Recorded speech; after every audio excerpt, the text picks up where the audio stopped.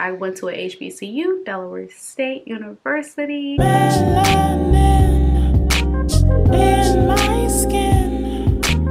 Melanin.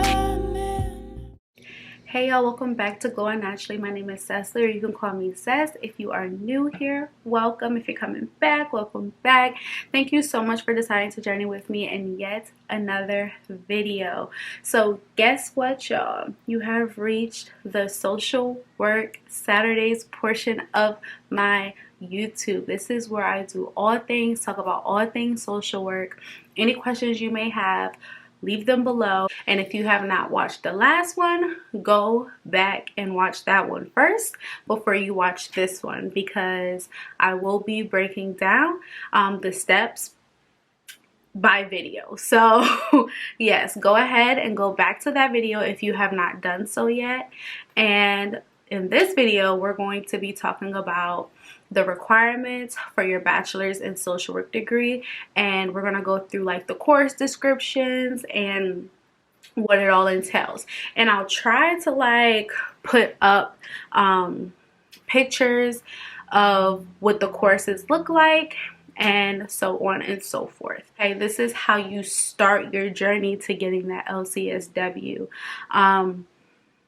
I can go into a whole nother series of how you apply, but that is it varies. It varies from school to school to school. However, there are some schools that will accept you if you have a 2.5. This is bachelor's level.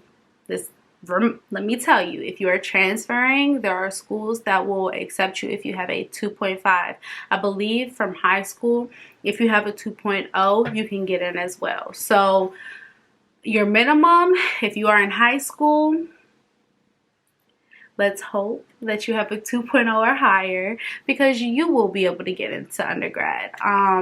You will, depending on the school, if you're depending on the school, you will most definitely be able to get into undergrad with a 2.0. But if you could try, your minimum should be a 2.5, okay?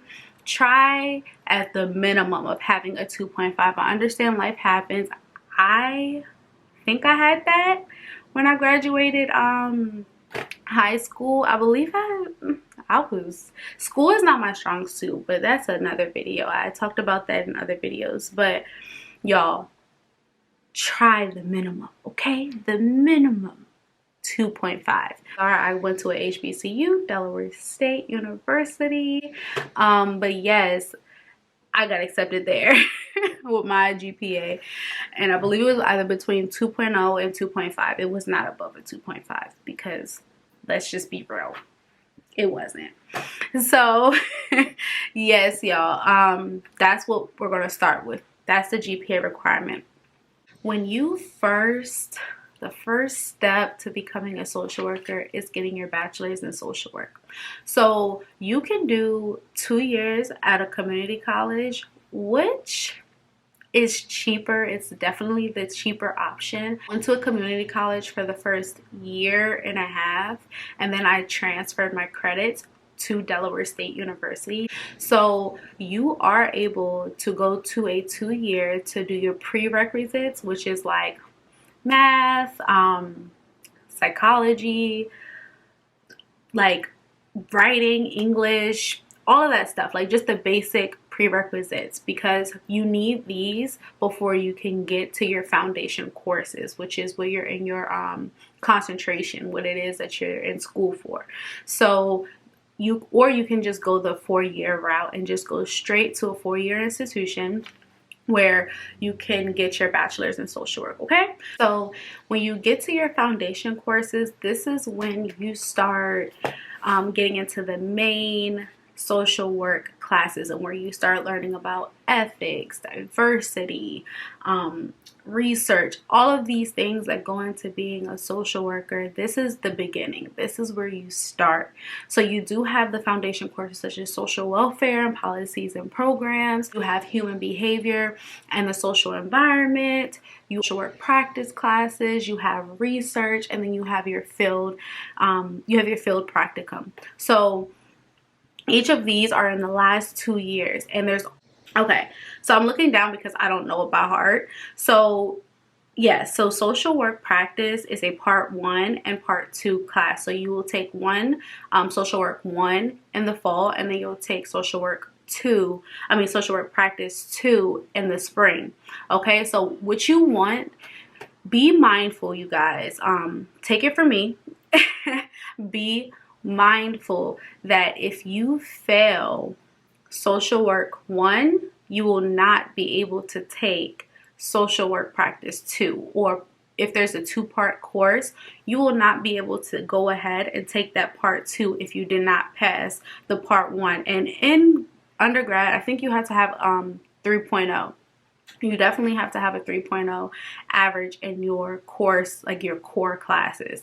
So you want to be mindful of that when you are in school. Like, don't play around with these part 1, part 2 courses, okay? Maybe your prerequisites, but not the part 1, part 2, because and say if you fail a spring course, you will then have to wait till the following spring to take that. If you fail a fall class, you will have to wait till the following fall to take that. So that could get you behind, and we're not trying to be behind, right? So I would recommend that you guys do your hardest, do your best in those core classes, those part 1 and part 2 classes, because so social work practice, human behavior in the social environment, and research. Those are all part 1 and part 2, and your field seminar. So if you don't pass part 1 of field, you can't go into the next semester doing that. I mean, certain schools vary, but I just know that's how my school was. Do those part 1 and part 2 classes. Please, guys, please be mindful and pass those courses with a B or higher. We're not even going to be aiming for C's. If you get a C, it's cool. Retake it if you want. But I think undergrad, you can have a minimum of a 3.0. But you have to stay 3.0 within your core classes. You can't be under that, okay? And the good thing about this is that when you are in your BSW, you do get your filled hours. I believe are 14 hours a week when you're undergrad. So you will do 2 days a week at a field placement. And this is just the basic. This is the entry level. Mine was at CPS.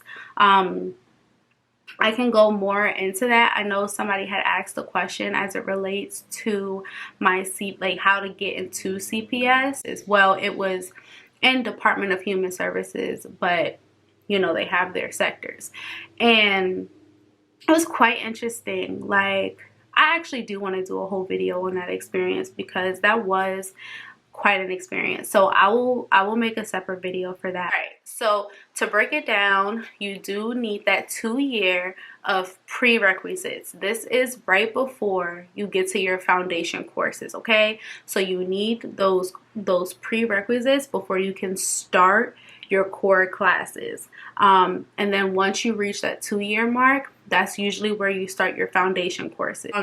Yeah, I didn't want this video to be too long. I just wanted to go through like how well you do in your bachelor's program. 3.0 or higher, y'all. Aim for that 3.0 or higher, because it can set you up to get advanced standing and your master's program. But I will go more in depth into that in my next video. I've reached the end of this video. Thank you so much for getting to this point. Thank you so much for deciding to journey with me in yet another video. I hope you all are liking this series.